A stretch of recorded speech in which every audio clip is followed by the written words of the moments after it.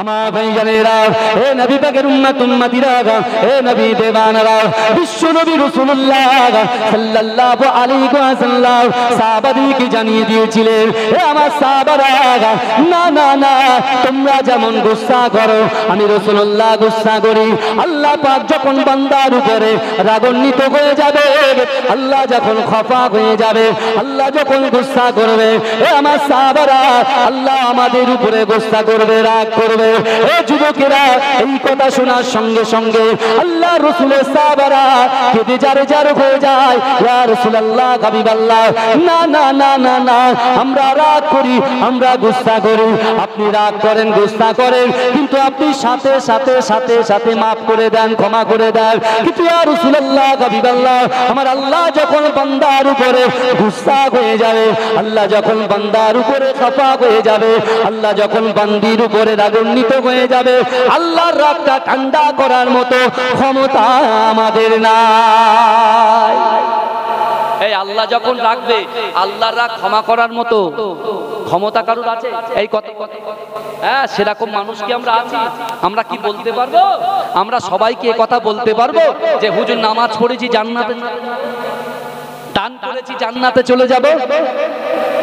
আল্লাহর রাসূল সাল্লাল্লাহু আলাইহি ওয়াসাল্লাম যখন এই কথা বললেন, সাহাবাদেরকে বললেন, এ আমার সাহাবারা শোনো, দাঁড়াও, এ তো আল্লাহর রাগের কথা বললাম, কিন্তু আল্লাহ যখন বান্দার উপরে রাগান্বিত হয়ে যাবে, সেই সময় আল্লাহ পাক চারটে আযাব এই দুনিয়ার মধ্যে অবতীর্ণ করবে। কটা আযাব করবে? চারটে আযাব। বাবাজি ভালো করে বোঝার চেষ্টা করেন। আমরা এসেছি আলহামদুলিল্লাহ, আমার পরের ভাই এসে গেছেন আলহামদুলিল্লাহ, তারপরে আমার চাচা জান হুজুর পীর কেবলা আসবেন। আল্লাহর রাসূল সাল্লাল্লাহু আলাইহি ওয়াসাল্লাম যখন এই কথা বললেন, সাহাবারা আরো কাঁদতে শুরু করে দিলেন, ইয়া রাসূলুল্লাহ, ইয়া হাবিবাল্লাহ, হুজুর আল্লাহ চারটে আযাব পাঠাবে? আমার ভাইজানেরা, হে নবী পাকের উম্মত উম্মতিরা, হে নবী দেবানারা, একটু ভালো করে বোঝার চেষ্টা করেন। বিশ্ব নবী রাসূলুল্লাহ সাহাবারা আল্লাহ রাসূলকে জিজ্ঞাসা করলেন, ইয়া রাসূলুল্লাহ, হাবিবাল্লাহ, আল্লাহ যখন বান্দার উপরে রাগান্বিত হয়ে যাবে, আল্লাহ যে চারটে আযাব দুনিয়ার মধ্যে অবতীর্ণ করবে, ওই চারটে আযাব কি কি? ও যুবকেরা, বিশ্ব নবী রাসূলুল্লাহ সাহাবাদেরকে লক্ষ্য করে বলেছিলেন, ইয়া আমার সাহাবারা, আল্লাহ যখন দুনিয়ার জমিনের উপরে বান্দার উপরে গুসা হয়ে যাবে, বান্দার উপরে খফা হয়ে যাবে, আল্লাহ পাক প্রথম নম্বর আযাব দুনিয়ার জমিনে আল্লাহ পাক ভূমিকম্প করে দেবে। দ্বিতীয় নম্বর আযাব আল্লাহ পাক রব্বুল আলামিন এই দুনিয়ার উপরে জলকম্প করে দেবে। তৃতীয় নম্বর আযাব আল্লাহ পাক রব্বুল আলামিন আকাশ থেকে পাথর বর্ষণ করবে। চতুর্থ নম্বর আযাব আল্লাহ পাক রব্বুল আলামিন আকাশ থেকে আগুন বর্ষণ করবে। হে যুবকেরা, আল্লাহ রাসূলের সাহাবারা অজয় কানতে কানতে আল্লাহ রাসূলকে বলবে, ইয়া রাসূলুল্লাহ, যে উম্মত বিনে আপনি থাকতে পারেন না, উম্মত ছাড়া আপনি কিছু চিন্তা করেন না, ইয়া রাসূলুল্লাহ, হাবিবাল্লাহ, এত বড় বড় আযাব যদি দুনিয়ার জমিনে আল্লাহ পাক নাযিল করে দেয়, আল্লাহ পাক অবতীর্ণ করে দেয়, ইয়া রাসূলুল্লাহ, হাবিবাল্লাহ, এই রাতটা ঠান্ডা করার মতো, এত বড় বড় আযাবকে রক্ষা করার মতো দুনিয়ার জমিনে আপনার কোনো উম্মত থাকবে না। ইয়া রাসূলুল্লাহ, আল্লাহ যদি এত বড় বড় আযাব নাযিল করে দেয়, অবতীর্ণ করে, তাহলে আমরা তো বরবাদ হয়ে যাব, সরকার হয়ে যাব। হ্যাঁ, আপনার উম্মত তো পাগল হয়ে যাবে। আপনি যেখানে বলেছেন উম্মত ছাড়া থাকতে পারেন না, সেই উম্মতের উপরে এত বড় বড় আযাব যদি চলে আসে, তাহলে আপনার উম্মতরা কি করবে? ভাইজান, এখন যদি এই পূর্ব রাধানগরের লোকেরা যখন আকাশ থেকে পাথর বর্ষণ হবে, আমরা যদি ওই ধান যারা কি বলে ওটারে পাটানা কি বলে না, ওটা নিয়ে টাঙিয়ে দিই, হবে তো? রুখতে পারবো? আমাদের ক্ষমতা আছে? এই আযাবগুলো যদি আসে, কারো রুখে দেওয়ার ক্ষমতা আছে? কথা বলেন। জলকম্প হলো তো সিকিমে হলো, পুরো পাহাড় ধসিয়ে নিয়ে বেরিয়ে গেল। কথা ঠিক বলছি না? এই সোশ্যাল মিডিয়ায় তো দেখেছেন আপনারা, সিকিমে কি অবস্থা হলো, পুরো পাহাড়কে ধসিয়ে নিয়ে বলে পাহাড়ের উপরে পানি কোথা থেকে আসলো? আমার আল্লাহ কি না পারে? আমার আল্লাহ যা কিছু পৃথিবীতে সৃষ্টি করেছে কুন ফায়াকুনের মাধ্যমে সৃষ্টি করেছে। জোরে বলুন। জোরে বলা যাবে না? কোন ফায়াকুনের মাধ্যমে সৃষ্টি করেছেন। তা আল্লাহর রাসূল সাল্লাল্লাহু আলাইহি ওয়াসাল্লামের সাহাবারা কত দামি কথা বলছে দেখেন বাবাজি, ভালো করে বোঝেন। এটা কিন্তু মাদ্রাসার জলসা, এটা কিন্তু মাদ্রাসার জলসা, অত সহজ নয়। আল্লাহ যখন সর্বপ্রথমে কোরআনের আয়াত নাযিল করেছিলেন, ইকরা বিসমি রাব্বিকাল্লাযী খলাক, রাসূলকে বলেছিল পড়ো আপনার প্রভুর নামে, জোরে বলুন না সুবহানাল্লাহ। এডুকেশন, শিক্ষা, আর মানব জাতির মেরুদণ্ডই হচ্ছে শিক্ষা। যে জাতির মধ্যে শিক্ষা নেই সে জাতি কিন্তু শেষ। কিন্তু আমার ভাইরা, আল্লাহর রাসূলের সাহাবারা বললেন, ইয়া রাসূলুল্লাহ, ইয়া হাবিবাল্লাহ হুজুর, এখন যদি আকাশ থেকে আগুন বর্ষণ হয়, এখন যদি আকাশ থেকে পাথর বর্ষণ হয়, এখন যদি জলকম্প হয়ে যায়, ভূমিকম্প হয়ে যায়, তাহলে ইয়া রাসূলুল্লাহ আপনার উম্মতিরা তাদের কারোর কোনো ক্ষমতা নেই যে ওই আল্লাহর ওই বড় বড় আযাবকে আসমানে রুখবে, কারোর ক্ষমতা নেই। এই আমাদের কারোর ক্ষমতা আছে বাবা? আমাদের নিজেরই ঠিক ঠিকানা না। আমরা কখন কি করি নিজেই জানি, কখন কি বলি নিজেই জানি। আল্লাহর রাসূল সাল্লাল্লাহু আলাইহি ওয়াসাল্লাম উম্মতকে কতটা মহব্বত করেছে দেখেন বাবাজি, ভালো করে বোঝার চেষ্টা করেন। আল্লাহ বলছে, বান্দা আহাসিবান নাসু আইয়ুতরাকু আইয়াকুলু আমান্না, তোমরা যারা ঈমান এনেছো তোমরা কি মনে করো আমি আল্লাহ তোমাদেরকে ছেড়ে দেব?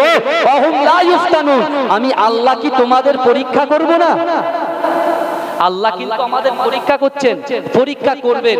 আল্লাহ অর্থ দিয়ে পরীক্ষা করবে, আল্লাহ সম্পদ দিয়ে পরীক্ষা করবে, আল্লাহ ইজ্জত দিয়ে পরীক্ষা করবে, আল্লাহ সন্তান দিয়ে পরীক্ষা করবে, আল্লাহ স্ত্রী দিয়ে পরীক্ষা করবে, আল্লাহ পিতা মাতা দিয়ে পরীক্ষা করবে, আল্লাহ ব্যবসা দিয়ে পরীক্ষা করবে, আল্লাহ ইলম দিয়ে পরীক্ষা করবে। কথা ঠিক না ভুল? কথা বলে এই কথা বলছি না ভুল বলছি বাবাজি? রাসূলুল্লাহ সাহাবারা বলছেন, ইয়া রাসূলুল্লাহ, আল্লাহ তো রাগান্বিত হবে যদি চারটি আযাব দুনিয়ায় অবতীর্ণ করে।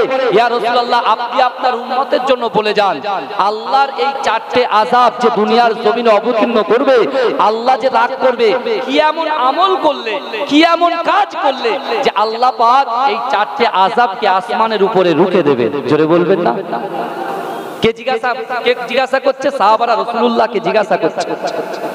আমার ভাইজানেরা, হে নবী পাকের উম্মতিরা, হে নবী দেওয়ানরা, বিশ্ব নবী রাসূলুল্লাহ সাল্লাল্লাহু আলাইহি ওয়াসাল্লাম ওই সময় সাহাবাদেরকে বলেছিলেন, হে আমার সাহাবারা, দুনিয়ার জমিনে আমি রাসূলুল্লাহ জানিয়ে দিয়ে গেলাম আমার কোন উম্মতিরা এমন করে মাদ্রাসাতে দান খায়রাত করে, আমি রাসূলুল্লাহ জানিয়ে দিলাম ওই মাদ্রাসা একটা সুন্দর করে প্রতিষ্ঠান গ্রহণ করবে।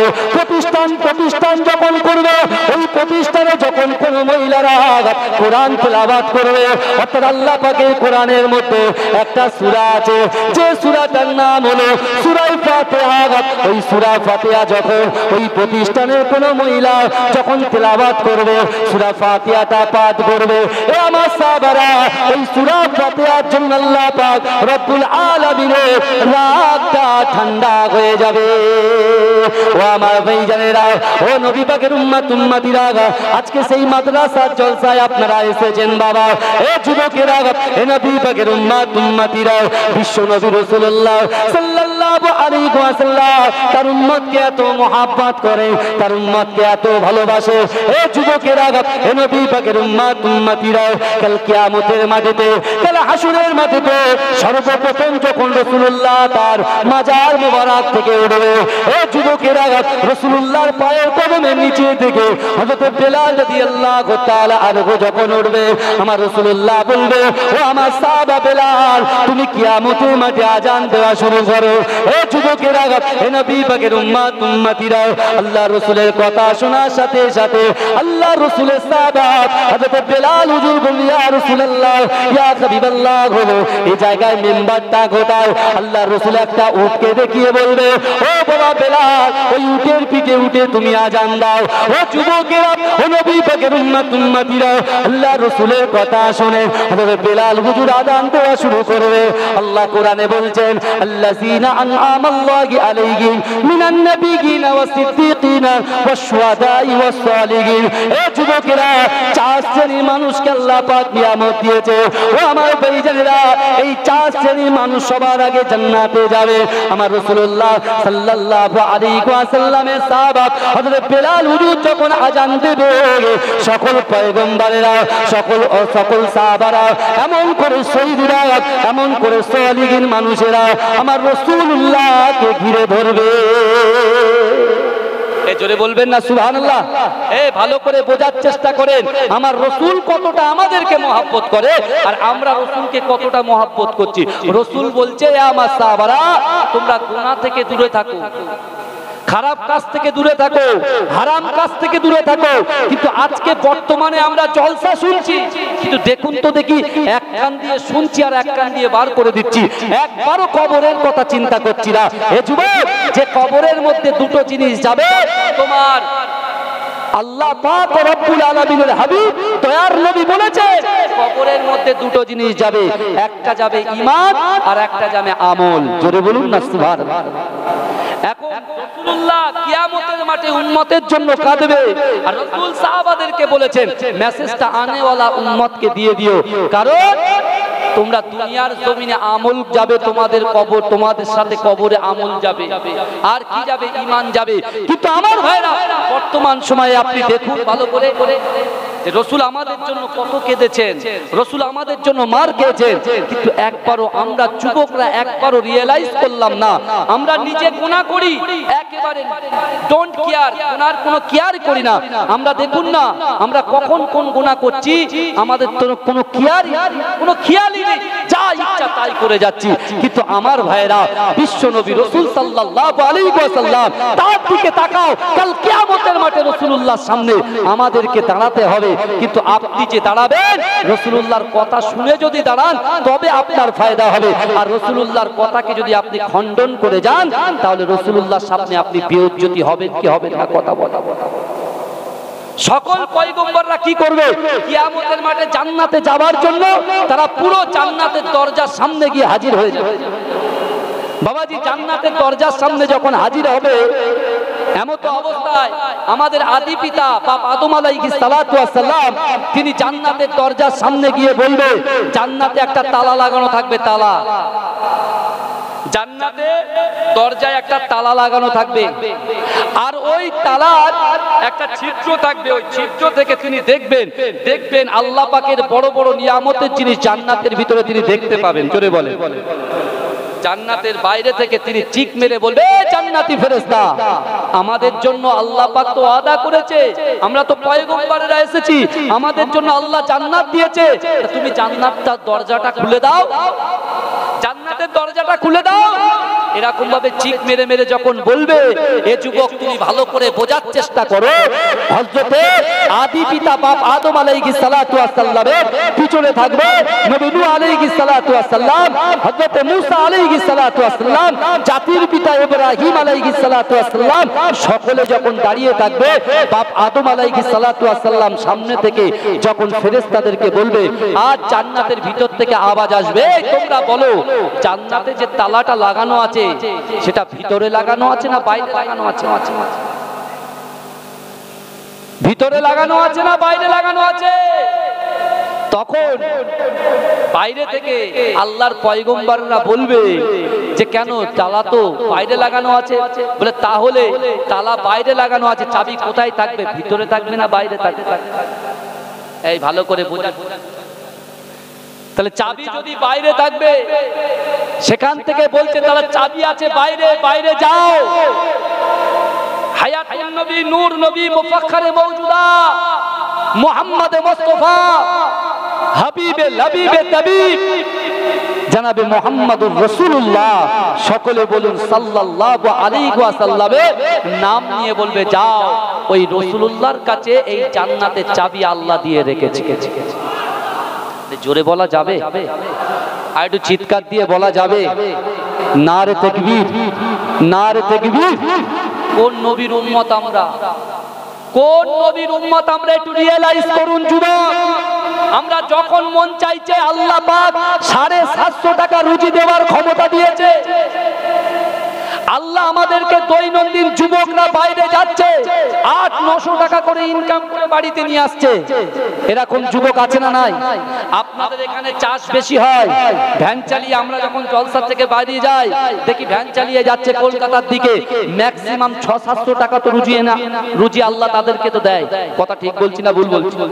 এরকম ব্যক্তিকে আল্লাহ পাক তার যৌবন শক্তি দিয়েছে, শরীরের গঠন দিয়েছে, আল্লাহ তার পাওয়ার দিয়েছে, কিন্তু আমার ভাইরা একবার চিন্তা করে দেখে সেই যুবকটা যখন যাচ্ছে, সেই পুরুষটা যখন যাচ্ছে, সে কি করছে? আল্লাহ দেওয়া 700 টাকা 800 টাকা রুজি নিয়ে সে এমন করে 10 টাকায় 10 লক্ষ টাকা স্বপ্ন দেখার জন্য সে লটারি কাটছে। লটারি, আপনারা বলেন লটারি কাটা জায়েজ না হারাম? এই কথা বলেন। বেগুনা নারীর দিকে তাকানো জায়েজ না হারাম? তাহলে বর্তমান আপনি বলেন মোবাইলে গালাত পিকচার দেখা জায়েজ না হারাম? হারাম।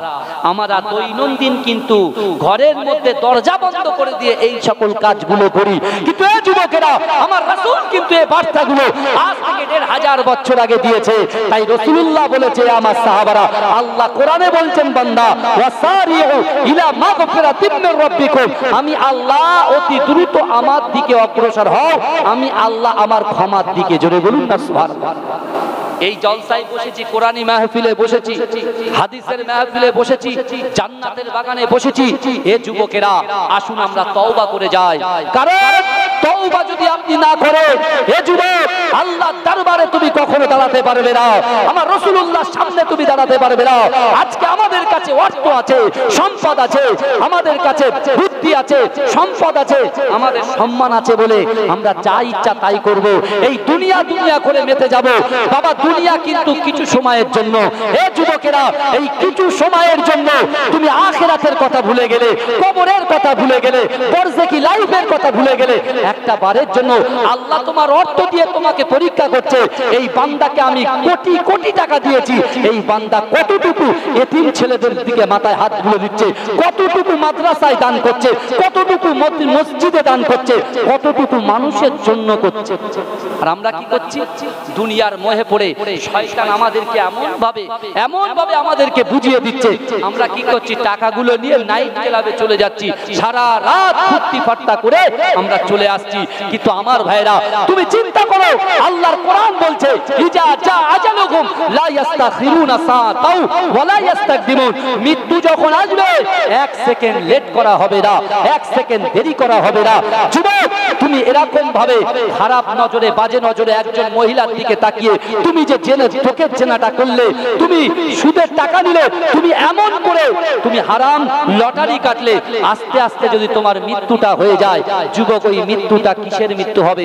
জান্নাতি মৃত্যু হবে না জাহান্নামী মৃত্যু হবে? কথা বল, এই কথা বলবেন আমার ভাইজানেরা, এ নবী পাকের উম্মতিরা, এ নবী দেওয়ানারা, বিশ্ব নবী রাসূলুল্লাহ সাল্লাল্লাহু আলাইহি ওয়াসাল্লাম কাল কিয়ামতের মাঠে, কাল হাসরের মাঠে আমার দয়ার নবী আল্লাহ পাকের আরশে আজিমের ডান দিকে আমার রাসূল সিজদায় পড়ে থাকবে। এ যুবকেরা, এ নবী পাকের উম্মতিরা, ওইদিকে হযরত আদম আলাইহিস সালাতু ওয়াস সালামকে যখন বলা হবে জান্নাতের চাবি বিশ্ব নবী রাসূলুল্লাহর হাতে, ওই সময় বাবা আদম আলাইহিস সালাতু ওয়াস সালাম সকল পয়গম্বরদেরকে একত্রিত করে নিয়ে এমন করে গ্রুপে ভাগ করে দেবে, যাও এই কঠিন কিয়ামতের মাঠে মুহাম্মদুর রাসূলুল্লাহকে খুঁজতে লাগো। তোমরা যদি মুহাম্মদুর রাসূলুল্লাহকে পেয়ে যাও, মুহাম্মদকে তোমরা যদি পেয়ে যাও, গিয়ে চাবি টানবে, ওই চাবি খুলে আমরা জান্নাতে যাব। এ যুবকেরা, এ নবী পাকের উম্মতিরা, আল্লাহর রাসূল এত কান্না কাঁদবে, হযরত জিবরাইল আলাইহিস সালাতু ওয়াস সালাম, আল্লাহ পাকের ফেরেশতা জিবরাইল রাসূলুল্লাহর কাছে যাবে। ও যুবকেরা, আমার রাসূলুল্লাহর কান্না দেখে জিবরাইল থাকতে পারবে না, মনে মনে চিন্তা করে, না, আমি রাসূলুল্লাহকে দুনিয়ার জমিনে আমি কোরআন বহন করে আমার দয়ার নবীর কাছে নিয়ে গেছি, কিন্তু না, আজকে যিনি আমি জিবরাইল আমার রাসূলুল্লাহকে কিছু মেসেজ দিতে যায়। এ যুবকেরা, জিবরাইল কি করবে জানে? জিবরাইল এমন করে আল্লাহ পাকের 8টা জান্নাত দেখতে যাবে। ও যুবকেরা, প্রথম জান্নাতে আমার রাসূলুল্লাহকে দেখতে পাবে, দ্বিতীয় জান্নাতে আমার রাসূলুল্লাহকে দেখতে পাবে, তৃতীয় জান্নাতে রাসূলুল্লাহকে দেখতে পাবে। এক একটা জান্নাত দেখবে ও যুবকেরা, প্রত্যেক জান্নাতে আমার রাসূলুল্লাহকে দেখতে পাবে। ও যুবকেরা, হযরত জিবরাইল আলাইহিস সালাতু ওয়াস সালাম সাতটা জাহান্নাম দেখতে যাবে। ও যুবকেরা, ও নবী পাকের উম্মতিরা, জিবরাইল গিয়ে দেখবে আল্লাহর রাসূলের উম্মতিরা অজানায় ঝরঝর করে কাঁদবে। কিন্তু ও যুবকেরা, জিবরাইল আলাইহিস সালাতু ওয়াস সালাম সেই জাহান্নামের প্রত্যেকটা দরজার সামনে আমার রাসূলুল্লাহকে দেখতে পাবে। এই জোরে বলবেন, একটু ভালো করে বলা যাবে না সুবহানাল্লাহ? নারে তাকবীর। জিবরাইল তো অবাক হয়ে যাবে, জিবরাইল অবাক হয়ে যাবে যে এখানে তো আল্লাহ থাকবে, কিন্তু এখানে তো শুধু মুহাম্মদুর রাসূলুল্লাহকেই তো দেখতে পাচ্ছি। জোরে বলুন না। তিনি আস্তে আস্তে এসে ঠিক আরশে আজিমের ডান দিকে আল্লাহর রাসূল যেখানে মাথা সেজদায় পড়ে যেখানে কাঁদবে, ওই জায়গায় এসে জিবরাইল রাসূলুল্লাহকে বলবে, ইয়া রাসূলুল্লাহ, আমি জান্নাত দেখলাম, জাহান্নাম দেখলাম, আমি সেখানে আল্লাহকে দেখলাম না, কিন্তু আমি আপনাকে দেখতে পেলাম। জোরে বলেন, এই জোরে বলুন না সুবহানাল্লাহ। রাসূল জিবরাইলকে বলছে, জিবরাইল, লা ইলাহা ইল্লাল্লাহ, আল্লাহ ছাড়া কোনো মাবুদ নয়, আর মুহাম্মাদুর রাসূলুল্লাহ, হযরত মুহাম্মদ রাসূলুল্লাহ সাল্লাল্লাহু আলাইহি ওয়াসাল্লাম হচ্ছে আল্লাহ পাকের নবী পয়গম্বর। জোরে বলুন না সুবহানাল্লাহ। যেখানে আল্লাহর নাম, আমার আল্লাহর পাশে আমি রাসূলুল্লাহর নাম, তাই অর্থাৎ আল্লাহ পাক রব্বুল আলামিন যা কিছু সৃষ্টি করেছেন আমি রাসূলুল্লাহর জন্য সৃষ্টি করেছেন, তা আমি ছাড়া আমার আল্লাহ কিছু ভাবতে পারে না। তাই আল্লাহ আমার প্রত্যেকটা জায়গায় জায়গায় আমি রাসূলুল্লাহকে দিয়ে ভরিয়ে রেখেছেন। জোরে বলুন, এই জোরে বলা যাবে। এমতো অবস্থায় খুঁজতে খুঁজতে হযরতে মূসা আলাইহিস সালাতু ওয়াস সালাম আল্লাহ পাকের আরশে আজিমের ডান দিকে আমার রাসূলুল্লাহকে দেখতে পেয়ে রাসূলুল্লাহর গায়ে হাত দেবেন। যেই হাত দেবে মাথা তুলবে, মাথা তুলবে, যখন তুলবে তখন বলছে, এ মুহাম্মদুর রাসূলুল্লাহ, আপনার কাছে কি জান্নাতের চাবি আছে? বলছে, হ্যাঁ আমার কাছে জান্নাতের চাবি আছে। বলছে, চাবিটা দেন। বলছে, কেন? বলে, চাবিটা দেন, আমরা জান্নাতে যাব। বলছে, না তো, চাবি হবে না। চাবি চাবো কেন? হ্যাঁ, চাবি তো আমি দেব না। তোমরা তোমাদের উম্মতের কথা ভুলে গেলে, একবারও চিন্তা করলে না তাদের কথা। অর্থাৎ তোমরা আগে জান্নাতে যাবে, এটা তো হতে পারে না। হ্যাঁ, আল্লাহর রাসূল বলছেন, হুরিমাতুল জান্নাতু আলা আমবিয়াই হাত্তা আদখুলাহা। দুনিয়ার জমিনে যত পয়গম্বর এসেছেন, ওই সকল পয়গম্বরদের জান্নাতে যাওয়া ততক্ষণ পর্যন্ত হারাম, যতক্ষণ পর্যন্ত আমি রাসূলুল্লাহ আগে দয়ার জান্নাতে না যাব। এই জোরে বলবেন না? আমার রাসূলুল্লাহর কদম মোবারক যতক্ষণ পর্যন্ত জান্নাতে না পড়বেন, রাসূলুল্লাহর আগে যদি কোন পয়গম্বরের কদমটা আগে চলে যায়, তার জন্য আল্লাহ জান্নাতটা হারাম করে দিয়েছে। জোরে বলে। কিন্তু আমার ভাইজানেরা, হে রাধানগরের যুবকেরা, আল্লাহ রাসূল আমাদেরকে কত প্যার করেছে, মহব্বত করেছে। একবার গুনাহ করার আগে, একবার সুদ খাওয়ার আগে, একবার হারাম কাজ করার আগে, একবার নামাজ কাজা করার আগে, একবার কোরআনকে দূরে সরিয়ে দেওয়ার আগে আমার রাসূলুল্লাহর কথা মনে করো, আমার রাসূলুল্লাহর মুখের বাণীর কথা মনে করো। আমার রাসূল তারপরে সাহাবাদেরকে বলছেন, হে আমার সাহাবারা, হুরিমাতুল জান্নাতু আলা উমামি হাত্তা আদখুলাহা।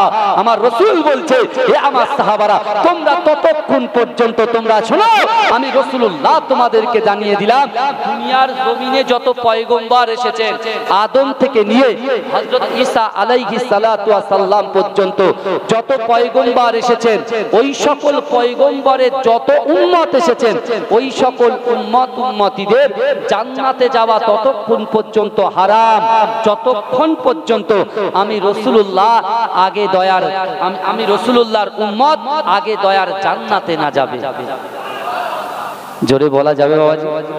কে বলছে? রাসূল বলছেন, বাপ আদম থেকে নিয়ে হযরত ঈসা আলাইহিস সালাতু ওয়াস সালাম পর্যন্ত যত পয়গম্বর এসেছেন, ওই পয়গম্বরের যত উম্মত এসেছেন, ওই সকল উম্মতিদের জান্নাতে যাওয়া ততক্ষণ পর্যন্ত হারাম, যতক্ষণ পর্যন্ত আমি রাসূলুল্লাহ আমার উম্মত আগে দয়ার জান্নাতে না যাবে। জোরে বলে। এই জোরে বলা যাবে না? চিৎকার দিয়ে বলা যাবে না? নারে তাকবীর, নারে তাকবীর। দরুদ শরীফ আল্লাহু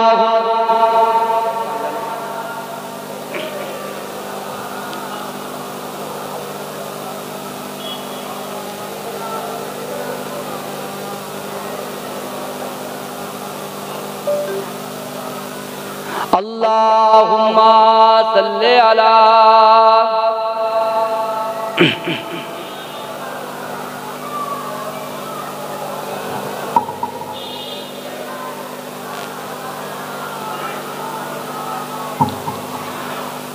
الأقصى لبيك لبيك لبيك الأقصى لبيك الأقصى لبيك الأقصى لبيك সকলে পড়ুন الأقصى لبيك لبيك لبيك الأقصى لبيك নারায়ে তাকবীর আল্লাহু আকবার নারায়ে তাকবীর আল্লাহু আকবার নারায়ে তাকবীর আল্লাহু আকবার নারায়ে তাকবীর আল্লাহু আকবার জিহাদ মানে রক্ত দেওয়া লুকিয়ে থাকা নয় হকের পথে করলে লড়াই আসবে রে বিজয় জিহাদ মানে রক্ত দেওয়া লুকিয়ে থাকা নয় হকের পথে করলে লড়াই আসবে রে বিজয় ফিলিস্তিনের বুকে শিশু মরছে রে গাজায় ফিলিস্তিনের বুকে শিশু মরছে রে গাজায় ইহুদিদের রুখতে হামাস করছে যে লড়াই জিহাদ মানে রক্ত দেওয়া লুকিয়ে থাকা নয় জিহাদ মানে রক্ত দেওয়া লুকিয়ে থাকা নয় হকের পথে করলে লড়াই আসবে রে বিজয় জিহাদ মানে রক্ত দেওয়া লুকিয়ে থাকা নয় হকের পথে করলে লড়াই আসবে রে বিজয় ইসরাইলের হাত থেকে রক্ষা পাবে আকসার ইসরাইলের হাত থেকে রক্ষা পাবে আকসার সত্যবাদী খোদার সৈনিক করবে যে রক্ষা কাবা যেমন রক্ষা পেল আবাবিল দ্বারাই হকের পথে করবে লড়াই আসবে রে বিজয় জিহাদ মানে রক্ত দেওয়া লুকিয়ে থাকা নয় হকের পথে করলে লড়াই আসবে রে বিজয় জিহাদ মানে রক্ত দেওয়া লুকিয়ে থাকা নয় হকের পথে করলে লড়াই আসবে রে বিজয় কাফেরদের ওই নাস্তা নাবুদ করতে রে আকসাই কাফেরদের ওই নাস্তা নাবুদ করতে রে আকসাই খোদার হুকুম মেহেদী আবার আসবে দুনিয়ায় এজোরে হবে না সুবহানাল্লাহ কাফেরদের ওই নাস্তা নাবুদ করতে রে আকসাই খোদার হুকুম মেহেদী আবার আসবে দুনিয়ায় ফিলিস্তিনে রক্ষা পাবে খোদার কৃপায় হকের পথে করলে লড়াই আসবে রে বিজয় জিহাদ মানে রক্ত দেওয়া লুকিয়ে থাকা নয় হকের পথে করলে লড়াই আসবে রে বিজয় জিহাদ মানে রক্ত দেওয়া লুকিয়ে থাকা নয় হকের পথে করলে লড়াই আসবে রে বিজয় কাফেরদের ওই নাস্তা নাবুদ করতে রে আকসাই কাফেরদের ওই নাস্তা নাবুদ করতে রে আকসাই কাফেরদের ওই নাস্তা নাবুদ করতে রে আকসাই খোদার হুকুম মেহেদী আবার আসবে দুনিয়ায় খোদার হুকুম মেহেদী আবার আসবে দুনিয়ায় ফিলিস্তিনের রক্ষা পাবে খোদার কৃপায় হকের পথে করলে লড়াই আসবে রে বিজয় জিহাদ মানে রক্ত দেওয়া লুকিয়ে থাকা নয় হকের পথে করলে লড়াই আসবে রে বিজয় মুসলিম মা কাচ্ছে দেখো পড়ে সেজদায় মুসলিম মা কাচ্ছে দেখো পড়ে সেজদায় নয়া দিনে চাই গো দয়া তো খোদার দরগায় খোদার দরগায় মুসলিম মা কাচ্ছে দেখো পড়ছে যে সেজদায় আমরা সবাই চাই গো দয়া খোদার দরজায় কাফেরদের ওই নাস্তা নাবুদ করতে রে আকসাই খোদার হুকুম মেহেদী আবার আসবে দুনিয়ায় খোদার হুকুম মেহেদী আবার আসবে দুনিয়ায় জিহাদ মানে রক্ত দেওয়া লুকিয়ে থাকা নয় হকের পথে করবে লড়াই আসবে রে বিজয় হকের পথে করলে লড়াই আসবে রে বিজয় আল্লাহুম্মা সাল্লি আলা Incoming voice voice call from Rahi Sabayan Sim Sim 2. Incoming voice call from Rahi Sabayan Sim Sim 2. আমার বাবাজিরা ভাইরা, তাহলে একটা জিনিস আমরা পরিষ্কার বুঝতে পারলাম যে বিশ্ব নবী রাসূল সাল্লাল্লাহু আলাইহি ওয়াসাল্লাম তিনি উম্মতকে এত মহব্বত করার পরেও রাসূলুল্লাহ সাহাবাদেরকে যে বার্তা দিয়েছেন, যে মেসেজ দিয়েছেন, উম্মতকে যে মেসেজ দিয়েছেন, যে সেই মেসেজ সেই কোরআনের আয়াত অনুযায়ী আমরা জানতে পারলাম যে বিশ্ব নবী বলেছেন যে তোমরা গুনাহ করবে, কিন্তু গুনাহ করার তোমরা নিজেদের ভিতরে একটু অনুশোচনা করবে, রিয়েলাইজ করবে। ভাইজান, আল্লাহর রাসূলের একজন 16 বছরের সাহাবা যার নাম হচ্ছে হযরতে সালাবা রাদিয়াল্লাহু তাআলা আনহু। কি নাম বললাম? এই জোরে বলেন, কি নাম বললাম? হযরত সালাবা রাদিয়াল্লাহু তাআলা আনহু তিনি আল্লাহর রাসূলকে এত মহব্বত করতেন, আর রাসূল সালাবাকে এত মহব্বত করতেন। রাসূলুল্লাহ যখন সালাবাকে দেখতেন, এই 16 বছরের সাহাবাটাকে আল্লাহর রাসূল বুকে জড়িয়ে ধরে চুমা দিতেন। জোরে বলুন, এই জোরে বলবেন না? আল্লাহর রাসূল এত মহব্বত করতেন। সিদ্দিক আকবর, হযরত আবু বকর সিদ্দিক, হযরত ওমর ফারুক হুজুর, হযরত উসমান গনি রাদিয়াল্লাহু তাআলা আনহু, হযরত শেরে খোদা আলী রাদিয়াল্লাহু তাআলা আনহু, এরা মনে মনে চিন্তা করত যে আমি আবু বকর না হয়ে যদি আমি সালাবা হতাম, আমার জীবনটা বড় ধন্য হতো। কারণ রাসূল দৈনন্দিন সেই সাহালাবার কপালে ভুসা দিতেন, চুমা খেতেন। জোরে বলুন না সুবহানাল্লাহ। সবাই তাকে বলতেন রাসূলুল্লাহর খাদেম। কি বলতেন?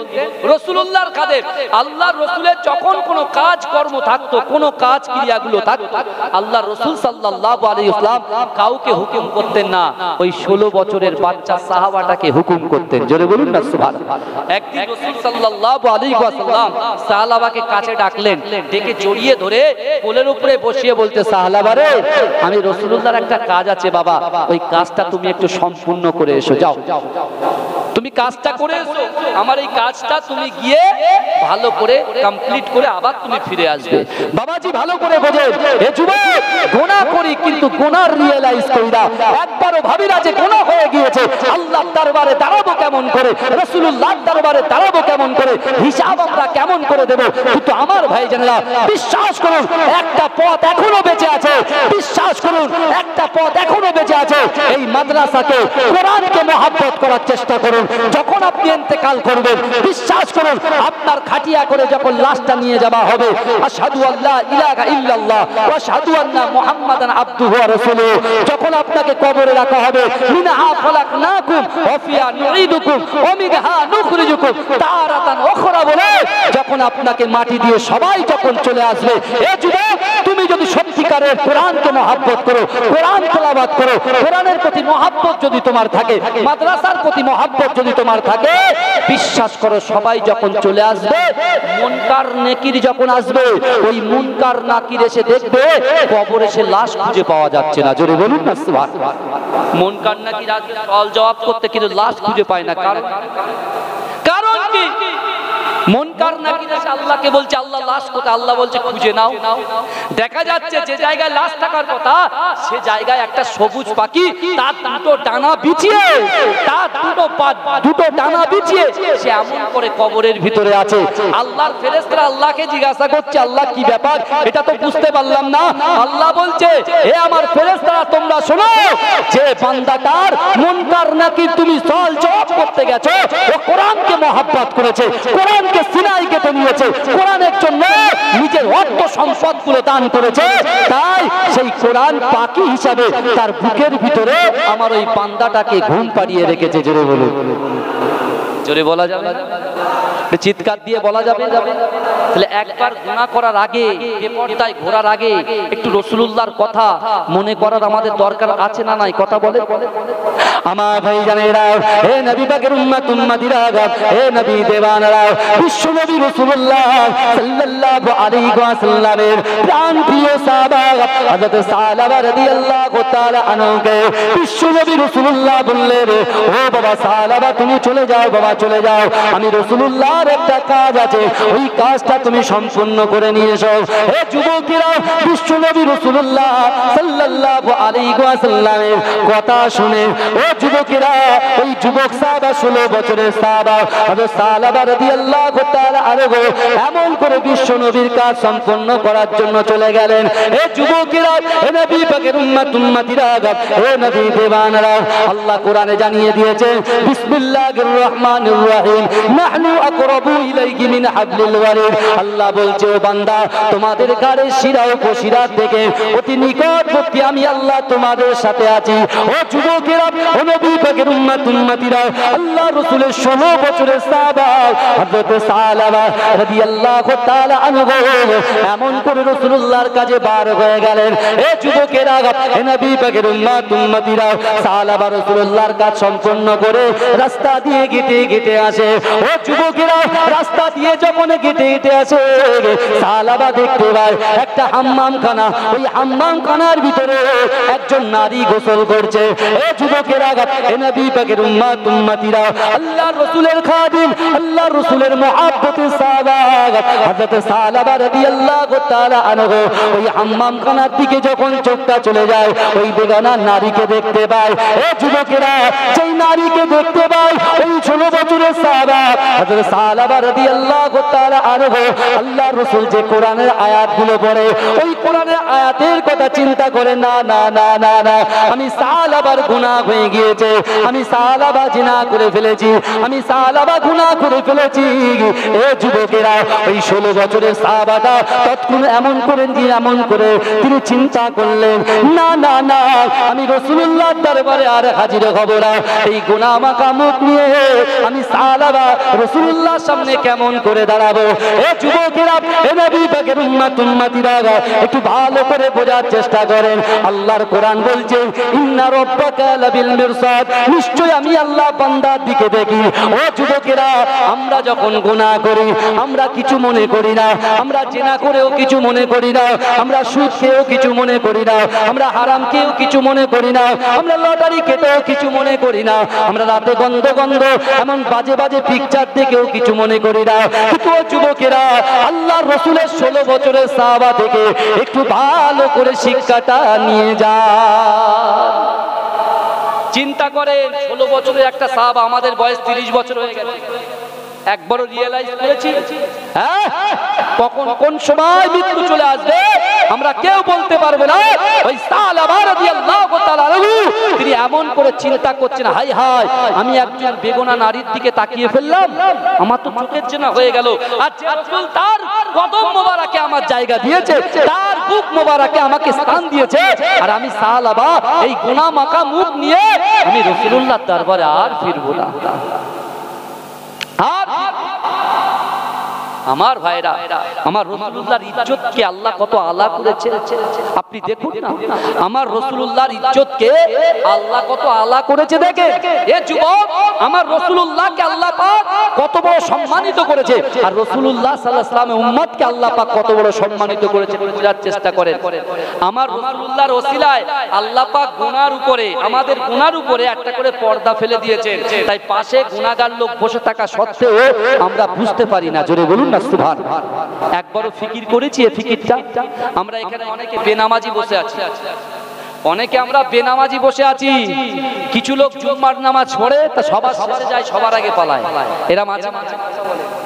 বাবাজি ভালো করে বোঝেন, এখানে অনেক মানুষ আছে হয়তো আমাদের ভিতরে জেনা হয়ে গেছে, কিন্তু একবারও এই ফিকিরটা করলেন না, এই ফিকিরটা আমাদের ভিতরে আসলো না যে আল্লাহর কাছে কিন্তু একদিন আমাদের পুনরায় ফিরে যেতে হবে, আল্লাহর কাছে যেতে হবে, আল্লাহ আমাদেরকে সওয়াল করবে। আমরা হাদিসে তো শুনেছি যে আল্লাহ আমাদের মিজানের পাল্লায় আমাদের আমলনামা রাখার আগে আল্লাহ 5টা প্রশ্ন করবে।